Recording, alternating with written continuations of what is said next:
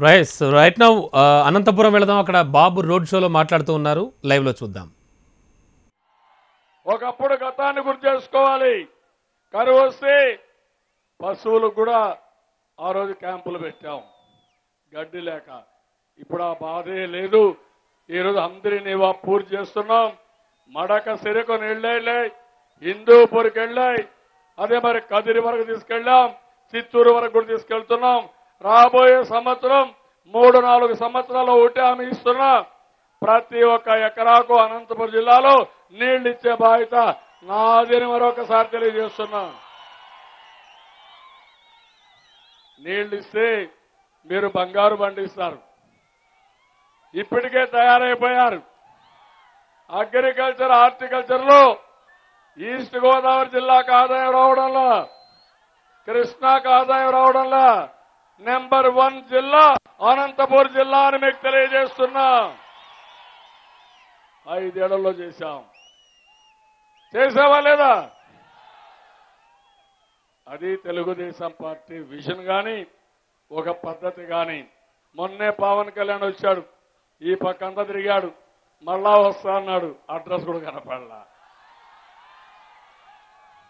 కరువు జిల్లా అన్నాడు, ఆదుకుంటా అన్నాడు, ఏడే పోటీ చేస్తా అన్నాడు, కనపడ్డా? ఈ జిల్లా నాకు అభిమానమైన జిల్లా. మీ కేరింతలు, మీ ఏళ్ళు చూస్తే ఎప్పుడు కూడా నేను చాలా హ్యాపీగా ఉంటా. అదే అనంతపురం జిల్లా యొక్క ప్రత్యేకత. మంచి మనసుండే ప్రజానీకం, పేదవాళ్లుండే ప్రజానీకం, భవిష్యత్తులో డబ్బులు ఉండబోయే ప్రజానీకం ఇక్కడి నుంచి తయారవుతారు.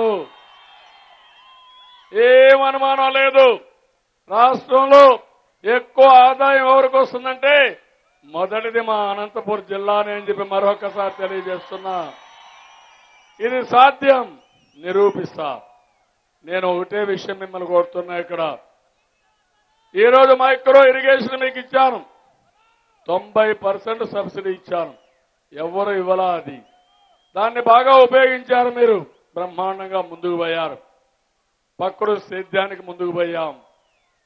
అదే మరి అన్ని విషయాల్లో అగ్రికల్చర్కి ప్రాధాన్యత ఇచ్చాను.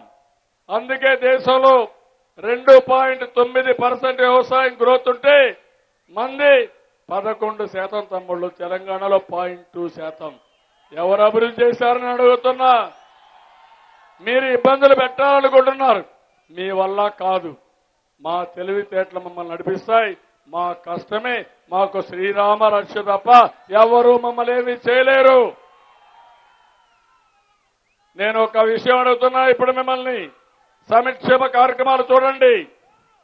ఆ రోజు ఒక మాట చెప్పాను, పెద్దవాళ్లంతా ఇబ్బందుల్లో ఉన్నారు, వయసు మళ్ళింది, జీవితం పైన నిరాశ నిస్పృహ.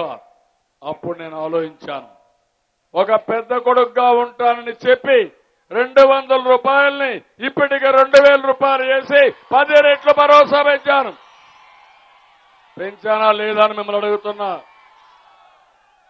ఈరోజు నాకు ఎంత ఆనందం అంటే, ఎమ్మిగినరులు చూసా, ముసలివాళ్లు కర్ర పట్టుకున్నారు, మంచి ఎండ లెక్క పెట్టుకోకుండా వచ్చారు, కర్రకు జెండా కట్టుకొని నా కోసం వచ్చారంటే ఆ తల్లులకి శిరస్సు వంచి నమస్కారాలు చేస్తున్నా, పాదాభివందనం చేస్తున్నా.